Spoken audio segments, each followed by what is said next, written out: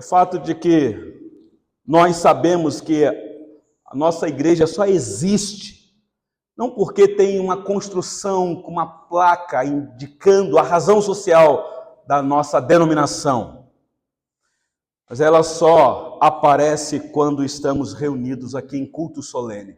Aqui está a igreja visível. Eu sei que você pode dizer, não, pastor, quando eu vou para a igreja quando eu vou para casa, eu também sou igreja. É verdade, você é uma parte da igreja, você nunca é uma igreja sozinho. Você nunca é templo do Espírito Santo sozinho. Você só é igreja e templo do Espírito Santo quando reunido com o povo de Deus. Então aqui estamos, meus irmãos, unidos neste sentido para a glória do nosso Deus. E é para a glória dele mesmo, Deus Pai, Criador dos céus e da terra, o que convenceu o nosso coração para estarmos aqui, o que nos convocou, como foi dirigido aqui na liturgia, os salmos de convocação do povo de Deus para adorá-lo. Vinde, cantemos, exaltemos Ele. É Ele mesmo que nos convoca. Então estamos para a glória dEle. Estamos para a glória do Senhor Jesus, a quem Ele comissionou a realizar a obra da salvação, ou a executá-la. E só podemos estar aqui por causa da obediência do Filho de Deus, o Senhor Jesus, porque foi Ele que morreu na cruz, meus irmãos. E Ele não só morreu, Ele ressuscitou, como acabamos de cantar. Então nós estamos aqui diante dEle, porque Ele vivo está. Que privilégio e que responsabilidade. E também é para a glória do Espírito Santo. O Espírito Santo que ilumina nossa mente no momento em que iremos ouvir da pregação da palavra. Mas é o mesmo Espírito Santo que nos assistiu desde o início do culto. Porque não é agora que o culto começa, ou é a parte mais importante do culto. O culto é importante do início ao fim. O Espírito Santo nos orienta desde o primeiro momento que o culto iniciou, até o momento em que termina. É óbvio que o momento da pregação é um momento de mais atenção, mas não o mais importante. Mas eu não tenho dúvida que é a parte que o Senhor Deus pode falar mais diretamente conosco. Então, por gentileza, abre a sua Bíblia, mesmo assentados, no livro do profeta Naum. Capítulo 2.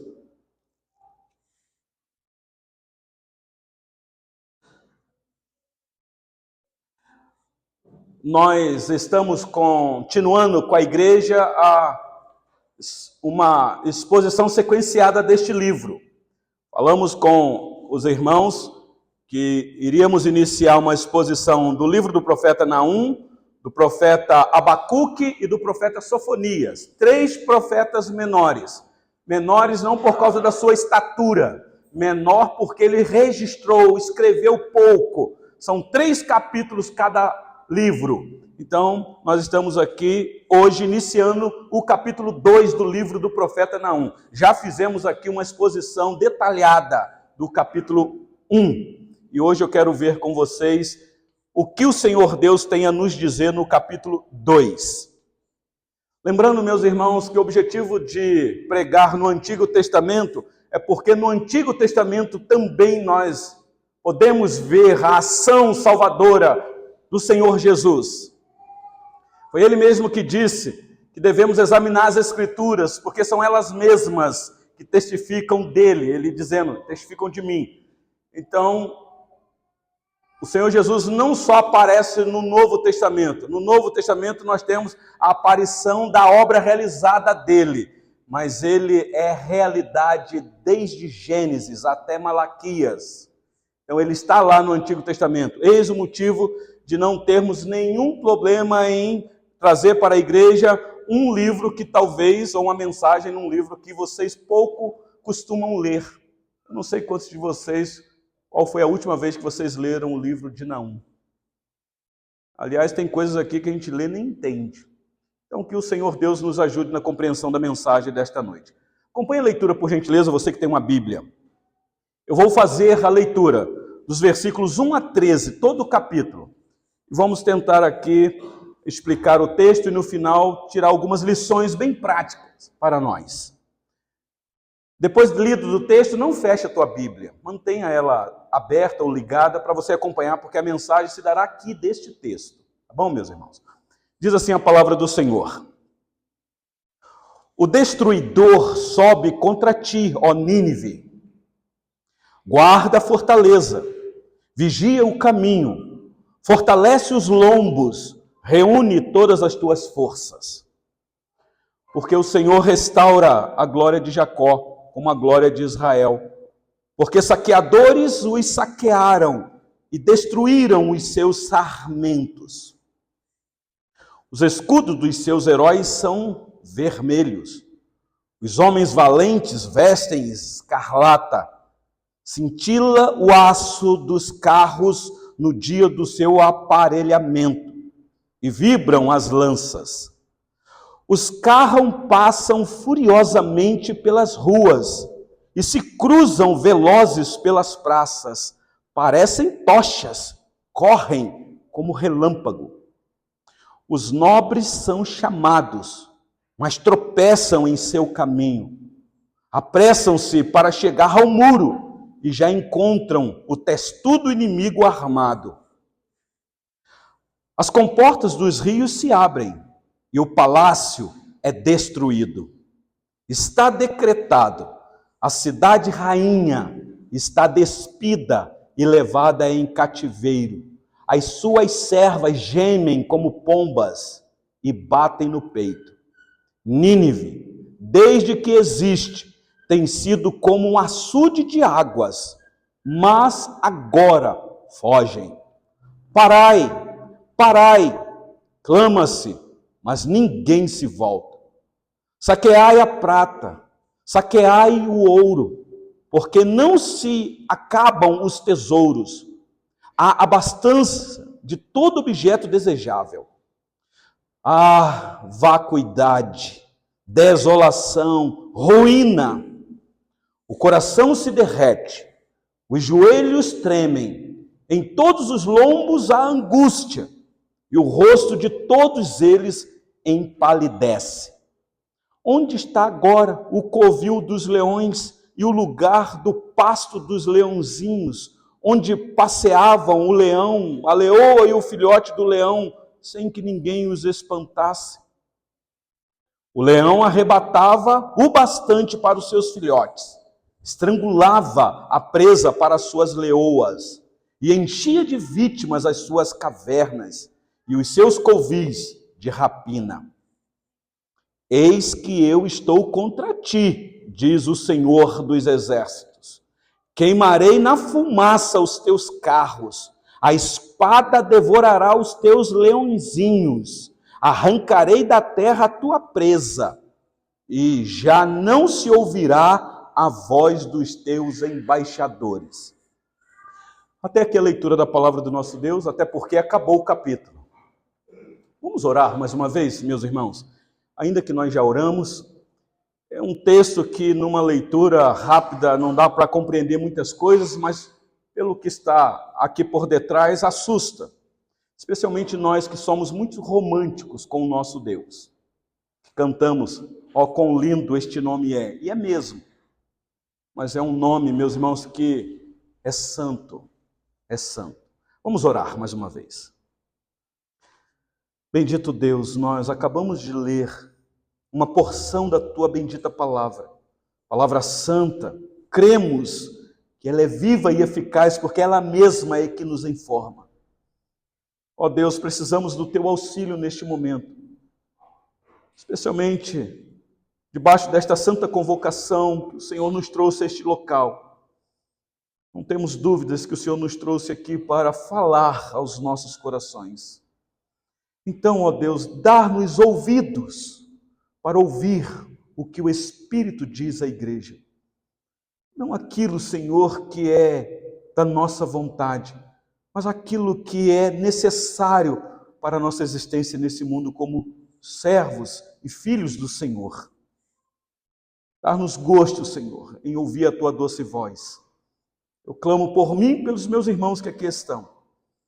E uma vez que o Senhor nos abençoar em ouvir a mensagem do Senhor aqui deste texto, dar-nos coragem, Senhor, para vivê-la colocando em prática dia a dia. Assim eu oro, no nome do Senhor Jesus. Amém. Meus irmãos, o livro do profeta Naum é um livro de juízo, é um livro de sentença, é um livro de alerta, porque o Senhor Deus, como amor, vai exercer um juízo sobre uma nação, especialmente a capital dessa nação, desta potência mundial da época, que é a Nínive, a capital da Síria. A Síria era a potência imperial na época. A Síria era uma nação perversa, que já tinha levado uma boa parte do povo de Deus como cativo. E isto, meus irmãos, pela vontade do próprio Deus. Era o Senhor Deus que estava usando a Síria para disciplinar o seu povo. Mas isso não significa que o Senhor Deus também não poderia disciplinar este povo perverso. E aqui nós temos a narrativa da queda da capital da Assíria, quando então um outro império déspota, mas a mando de Deus, estaria por vir, que é o Império Babilônico. Então, nós já trabalhamos com os irmãos aqui alguns contextos e falamos que esta mensagem, por mais dura que ela pareça ser, é uma mensagem para trazer conforto e consolo para o povo de Deus. Porque parece coincidência, mas não é. O Senhor Deus levantou exatamente um profeta, um homem obscuro, para realizar um propósito dele, com um nome significativo, Naum, que significa consolo, conforto. Olha que aparente contradição. Um homem que no nome traz um conforto, mas trazendo uma palavra de juízo. Disciplina dura. Porque quem já acompanhou a mensagem aqui tem visto isto. Então hoje nós vamos ver aqui mais detalhado a destruição de Nínive. É isso que o profeta faz. Ele narra no capítulo 1, no capítulo 2 ele dá detalhe, e no capítulo 3 é como que jogando a pá de cal em cima, mostrando, acabou. Então a cidade vai ser assaltada e a cidade vai ser arruinada. Isso aqui é para alertar, meus irmãos, nós como igreja, que nós temos um Deus que é soberano e que reina sobre as nações. Não há um governo neste planeta Terra com autoridade para governar uma nação, seja ela qual for, que não seja pela mão soberana do Deus Criador dos céus e da terra. Aliás, aqui no texto, o Senhor dos exércitos. Então aqui nós temos uma descrição como consequência do pecado. E são lições que nós vamos tirar para nós, meus irmãos. O pecado é algo gravíssimo na vida do ser humano, não só das autoridades constituídas, mas mais sobre eles, porque eles têm uma responsabilidade maior, porque a quem muito é dado, muito se é exigido. Mas o pecado, meus irmãos, é um problema na vida do ser humano, traz consequências terríveis. Então nós vamos ver aqui que haverá uma destruição por consequência do pecado. E também é uma destruição como julgamento divino, por causa da injustiça.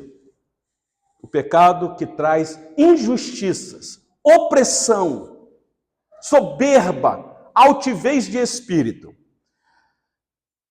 Como eu tenho dito para vocês, meus irmãos, os assírios que haviam destruídos muitas nações, se você olhar o contexto da época, eles eram assim mesmo, muitas outras nações tinham temor do poder da Assíria, inclusive eles fizeram isso com Israel, espalhando os seus habitantes sobre a face da terra, eles eram assim, só que agora eles mesmos irão experimentar um destino semelhante.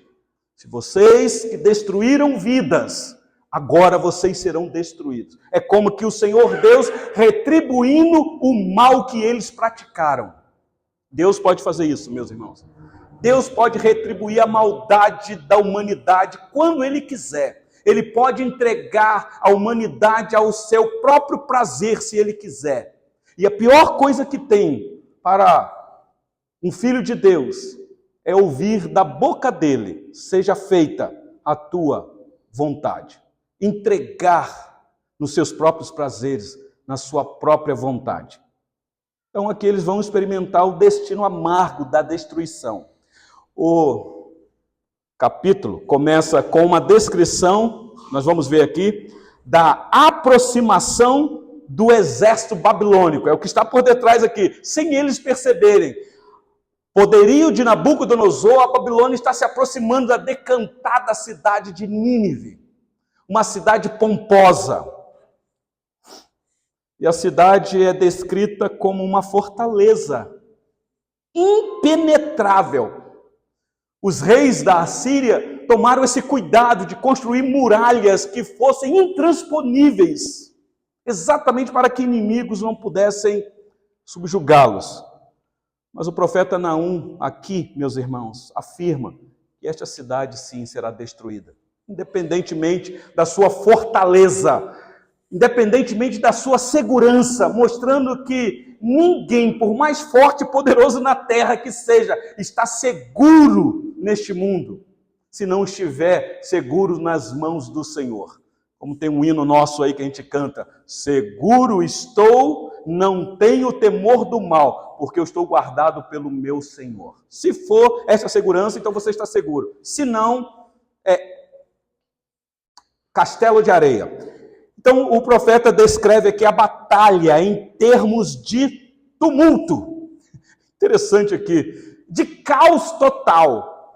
Ele mostra que tem cavalos aqui galopando, tem carros de guerra correndo pelas ruas. Não sei se foi daqui que aquele ator de Hollywood ou mentor do filme Velozes e Furiosos tiraram aqui a cena, mas tem carros aqui correndo na cidade, velozes e furiosos, soldados lutando ferozmente. E o profeta também nos informa da relação dos habitantes de Nínive diante da ameaça de um exército inimigo. O pavor que eles estão sentindo, o medo que eles não têm onde buscar socorro. Estão apavorados e tentam se proteger. Mas não há escapatória, meus irmãos, porque o que está por detrás não é nem Nabucodonosor com seu exército, é a mão do Deus Todo-Poderoso, o Senhor dos Exércitos, o Deus Altíssimo. Meus irmãos, o julgamento de Deus está sobre eles e não há como fugir. É aqui que o nosso coração teme. Deus é poderoso para nos salvar, e é mesmo, porque Ele é um Deus amoroso. E Ele amou o mundo de tal maneira que deu o seu Filho unigênito, para que todo aquele que nele crer não pereça, mas tenha vida eterna. Mas esse mesmo Deus também tem poder para lançar no inferno quem quer que seja. E no final eu vou te mostrar como você faz para escapar da condenação eterna, do juízo eterno que o Senhor Deus irá exercer no fim do mundo. Esta é a grande lição aqui do livro do profeta Naum. Então, se Deus é por nós, estamos seguros. Quem será contra nós? Vamos para o texto. A chegada aqui do exército babilônico. Olha comigo aí os versículos de 1 a 4, especialmente o versículo 1, esta descrição da aproximação do exército.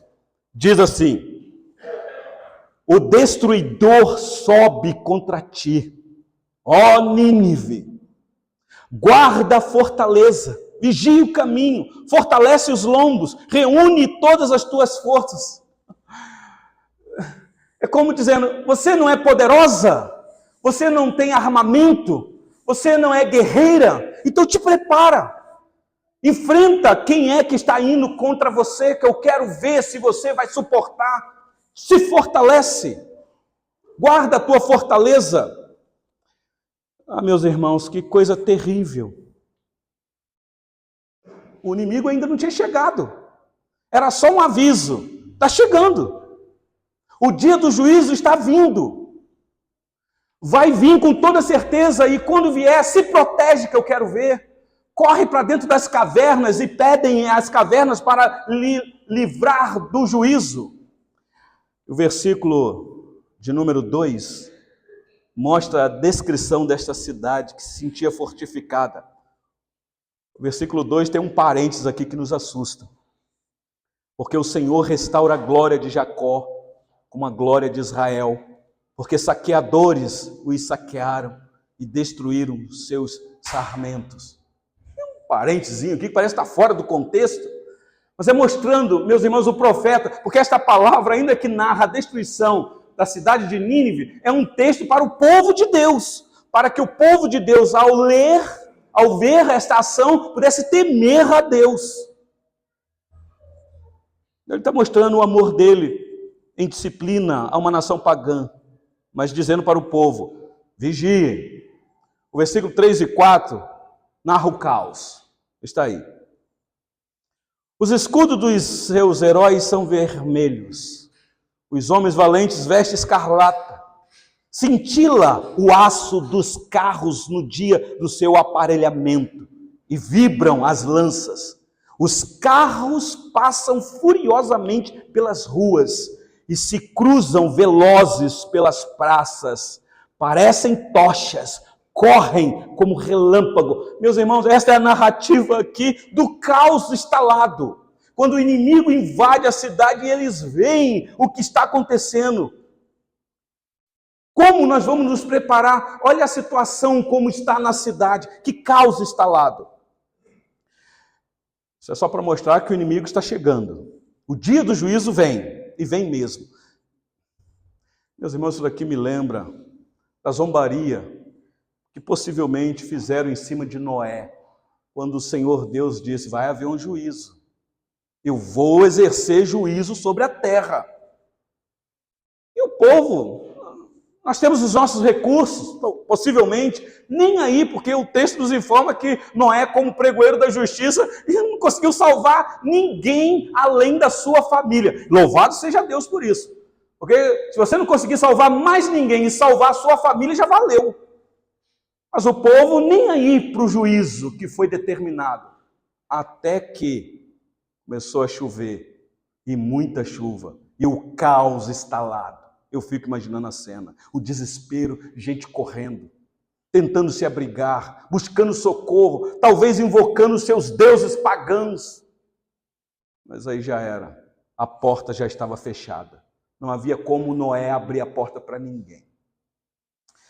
Então o inimigo está se aproximando. Versículo de 5 a 10, nós vamos ver então aqui a queda de Nínive. Ah, meus irmãos, a imagem do desprezo e destruição aqui é tão dramática. Olha comigo os versículos 5, 6 e 7. Os nobres são chamados, mas tropeçam em seu caminho. Apressam-se para chegar ao muro e já encontram o testudo inimigo armado. As comportas dos rios se abrem e o palácio é destruído. Depois você dá uma olhadinha, se você quiser fazer uma pesquisa, a cidade de Nínive era famosa porque tinha os seus lagos, as suas comportas, e era algo maravilhoso. Nabucodonosor, depois eu penso que pegou isso daí para fazer aquele jardim suspenso na Babilônia. Só que agora, aquilo que eles mais amavam, desejavam, aquilo que era brilhante aos olhos deles, está sendo devastado, meus irmãos. Destruição e a desespero. Versículo 8 a 9. Vem esta tentativa de fugir. Para onde, meus irmãos? Para onde fugir? Salmo 139 diz, para onde fugiremos da presença daquele que é o Todo-Poderoso? Não existe um lugar neste vasto planeta que possamos fugir da presença ou do juízo deste Deus que é Criador de todas as coisas. Olha o versículo de número 8 comigo. Na verdade, o 7 está aí. Está decretado. A cidade rainha está despida, levada em cativo. As suas servas gemem como pombas e batem no peito. Versículo 8 e 9, fala da tentativa da fuga. Nínive, desde que existe, tem sido como um açude de águas, mas agora fogem.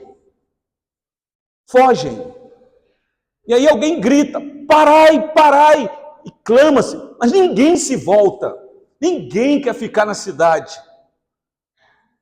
E aí então, já que a cidade está vulnerável, uma cidade pomposa, o coração da riqueza do mundo da época está lá, então, está aí, saqueai a prata, saqueai o ouro, porque não se acabam os tesouros, a abastança de todo objeto desejável. Eu não sei, meus irmãos, se aqui Nabucodonosor conseguiu muito ouro depois daquela loucura da cabeça dele, quando Daniel interpretou o sonho da estátua, e ele então ergue uma estátua de quase 30 metros de ouro. Eu não sei se aquilo era ouro maciço ou era só revestimento, mas aqui me dá a ideia de que havia muito ouro, então saqueado. Versículo 10 mostra a destruição final da cidade, meus irmãos. Olha comigo o versículo 10. Vacuidade, desolação, ruína. O coração se derrete, os joelhos tremem, em todos os lombos a angústia, e o rosto de todos eles empalidece, boquiaberto diante do grande juízo que a cidade está enfrentando. Meus irmãos, isso aqui para nós fica tão irrelevante porque apenas vocês estão ouvindo o registro. Mas tenta imaginar a cena lá. Pensa se você fosse um morador dessa cidade e contemplando a destruição. E, obviamente, a destruição não só da cidade, mas da sua história, da sua família e da sua própria vida. Que desespero! Não tem como fugir. O inimigo que está chegando é mais impiedoso. Ele não tem compaixão. Foi inevitável, meus irmãos, o julgamento divino sobre Nínive pelos seus pecados e injustiças. Inevitável. Preste atenção no detalhe aqui, meus irmãos. É mais fácil hoje você ouvir sobre condenação eterna do que ir para lá e descobrir que era uma realidade. Eu estou dizendo isso porque foi o Senhor Jesus que contou, e eu não tenho como afirmar se foi uma parábola ou não, que havia um homem muito rico na terra, que se vestia de linho finíssimo, vivia esplendidamente, comendo do bom e do melhor, numa vida tranquila. O texto lá não diz que aquele homem era arrogante, era soberbo. Só diz que, aparentemente, ele confiava na sua riqueza aqui da terra. E também tem o registro de um outro homem, e esse dá nome, é Lázaro, um mendigo, e comia, ou desejava comer das migalhas que caía deste homem rico. O registro é assustador. Parece que os dois deitam para dormir naquela noite e morrem os dois.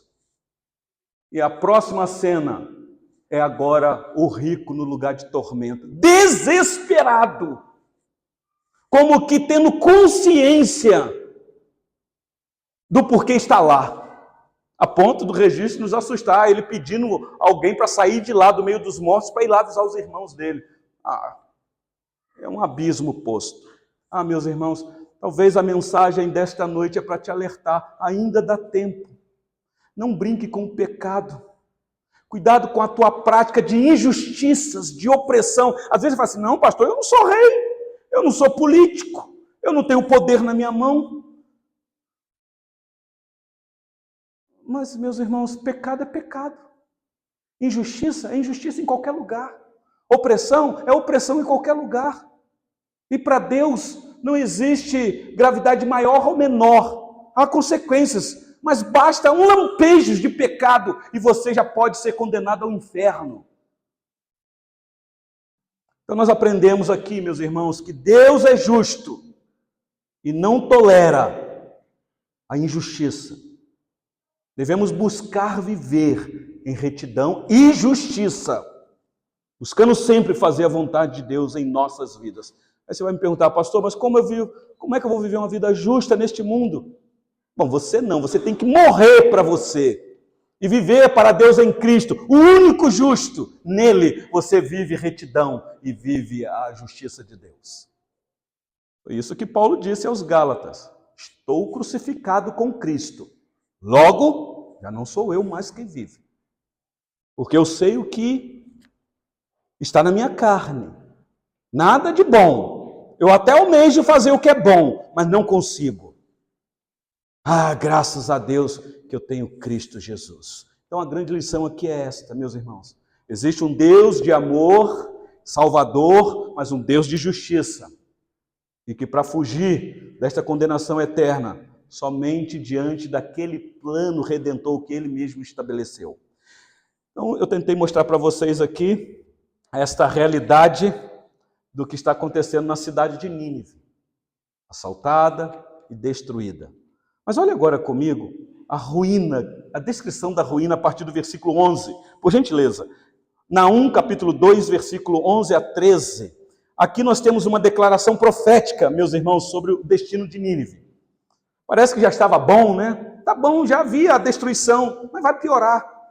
É como que vai haver aqui uma zombaria. Você não é forte, você não é considerada a fera selvagem na terra? Olha aí o versículo 11.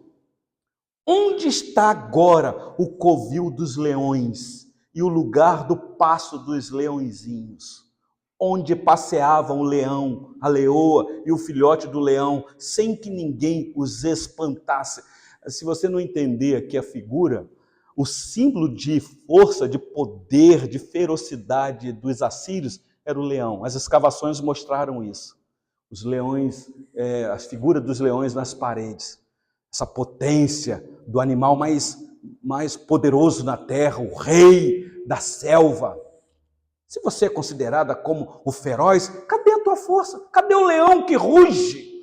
Ah, meus irmãos, eu não sei quantos de vocês aqui já foram no jardim zoológico e já presenciou o rugido de um leão saudável. Não é um leão doente, não. Porque de vez em quando a gente vai nos zoológicos por aí, o leão está lá, brocochô, caído para lá, não consegue nem levantar quase. Uma injustiça que faz com o bichinho. Mas se você sentir de perto um rugido de um leão, meus irmãos, olha que figura aqui, ainda que vocês, assírios, são ferozes demais, com um rugido que assusta, cadê o leão? Mais vale um cão vivo do que um leão morto, diz o sábio. Então, nós temos aí, meus irmãos, essa descrição. Olha o versículo 11 comigo. No finalzinho vem o versículo 12. O leão arrebatava o bastante para os seus filhotes, estrangulava a presa para as suas leoas e enchia de vítimas as suas cavernas e os seus covis de rapina. O versículo 13 conclui dizendo: eis que eu estou contra ti, diz o Senhor dos exércitos. Queimarei na fumaça os teus carros, a espada devorará os teus leõezinhos, arrancarei da terra a tua presa, e já não se ouvirá a voz dos teus embaixadores. Não sei se está dando para vocês acompanhar o raciocínio aqui, meus irmãos. O profeta afirma que a cidade nunca mais se levantará, porque o próprio Deus decidiu executar a sua ira sobre ela. A ira de Deus, meus irmãos, temos um Deus que é irado o tempo todo. O Salmo de número 7 mostra essa verdade tão clara, que Deus é um Deus que é irado porque Ele sente indignação todos os dias por causa dos nossos pecados. Então a cidade seria completamente destruída e nunca mais seria habitada. Tenta buscar hoje, aí fazendo uma busca pelo Google, onde está a cidade de Nínive? Talvez você vai encontrar ruínas e só memória. Talvez memória. Talvez. Nínive foi apagado, não existe mais, meus irmãos. A queda de Nínive serve como um lembrete para todos nós aqui hoje, que o pecado tem consequências e que Deus não tolera a violência. Nós somos violentos demais.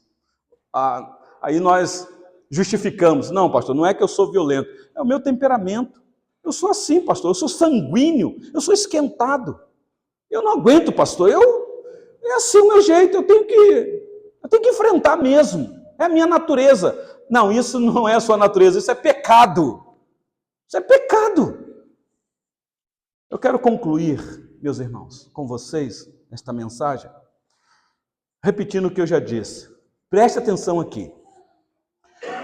Os juízos de Deus no tempo e na história, como nós estamos vendo aqui o registro, servem para nos lembrar que haverá um juízo final. no fim do mundo. Ah, meus irmãos, leia o livro de Apocalipse. Às vezes nós vamos vivendo neste mundo, casando e dando-se em casamento como se a nossa vida ou a nossa esperança em Cristo fosse somente aqui neste mundo, sem pensar na eternidade. Como cristãos, somos lembrados do sacrifício que o Senhor Jesus realizou na cruz. Essa é a nossa máxima como cristãos. E Ele mesmo nos oferece essa rica oportunidade de receber perdão e salvação. É o único caminho. Se você quiser saber o quanto Deus te amou por causa dos seus pecados, aliás, o quanto Ele te amou apesar dos seus pecados, olhe para a cruz.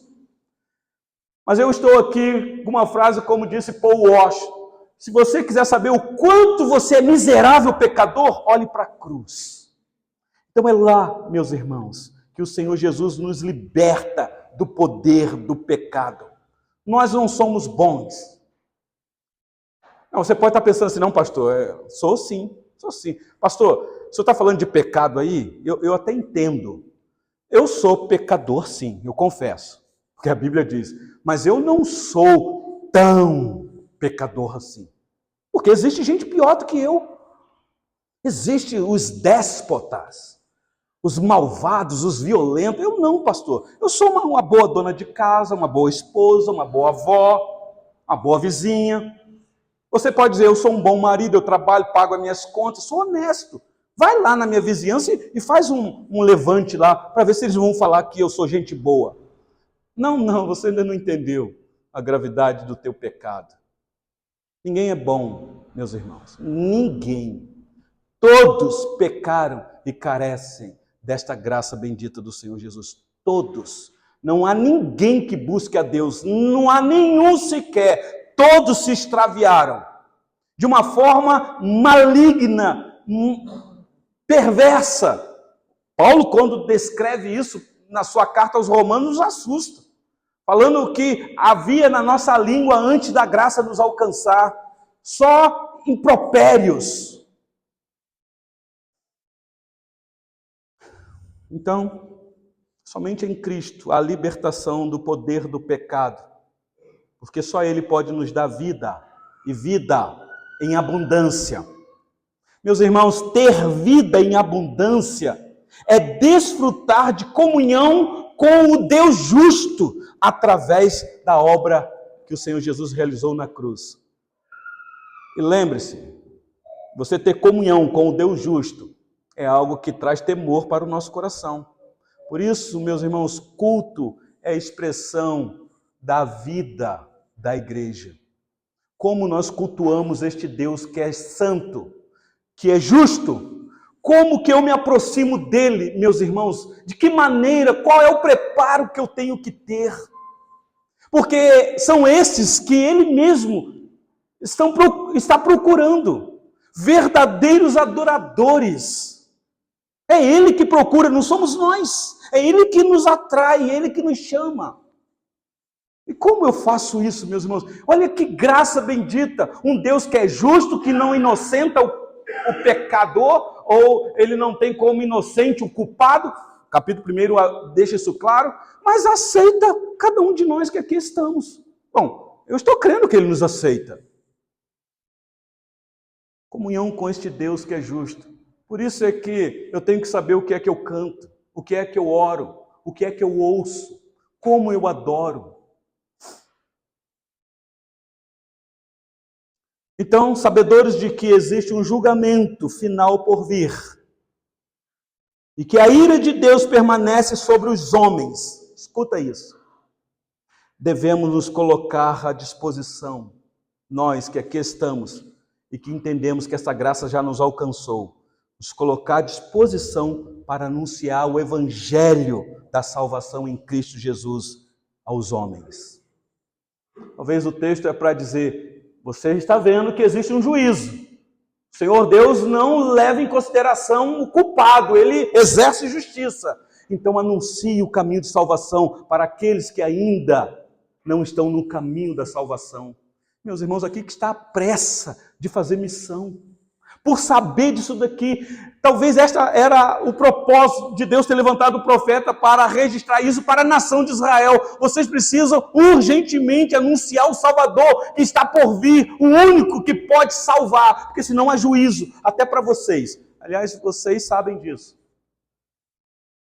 A tribo de Judá, as duas que faltavam, ainda estava aparentemente em segurança lá em Jerusalém. Mas Nabucodonosor vai ser levantado como servo do Senhor. É assustador isso.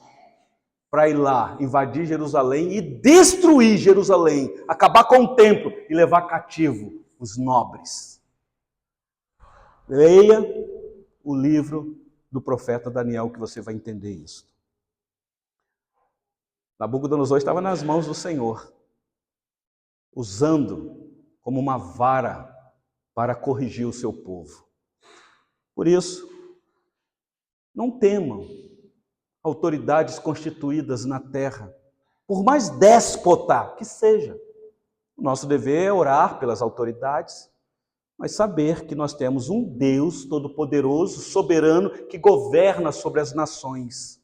Nenhum homem investido de autoridade na terra tem poder de governar por ele mesmo, seja ele de direita ou seja de esquerda. Seja ele de esquerda ou de direita. Quem governa soberanamente é este Senhor dos Exércitos, que levanta reis e abate reis. Então, meus irmãos, é um aviso nessa noite, mais uma vez, como que dizendo para você, ainda dá tempo de você vir para Cristo. E eu repito aqui, vim para Cristo. Porque pode ser que nesta noite, louco, pedirão a tua alma. E o que tens preparado? Para quem será? O rico estava no lugar de tormento, posto um abismo, não tinha como voltar. Mas o mendigo, Lázaro, no seio de Abraão, talvez não teve muita regalia aqui nesta vida. Sofreu demais, doente, cheio de chagas. Mas agora está descansado nos braços daquele que é o Todo-Poderoso. Ah, meus irmãos, não andeis ansiosos quanto ao que comer, quanto ao que beber, quanto ao que vestir. Nós estamos vivendo numa geração dos ansiosos. Eu sei que existe uma questão patológica, biológica, e aí precisa de tratamento, acompanhamento profissional. Mas o que eu estou dizendo é que às vezes a gente fica preocupado com coisas banais. Porque não conseguiu trocar de carro, porque não conseguiu comprar casa própria, porque não conseguiu aquele emprego dos sonhos. E aí vai entrando numa tristeza, numa angústia, vai vendo o outro prosperar e você numa magrela lascada. Você tem aquele que é o Senhor dos céus e da terra, a quem pertence o ouro e a prata. Se lhe faltar o ouro e a prata nesse mundo, se o teu coração estiver lá, lá estará o teu tesouro. Deus em Cristo assim nos abençoe, meus irmãos, e nos dê forças para continuar firme até o fim, sem negar a nossa fé. Vamos orar mais uma vez nesse momento e depois iremos entoar um hino de fortalecimento para a igreja aqui neste local. Oremos, meus irmãos. Ó Deus, nós acabamos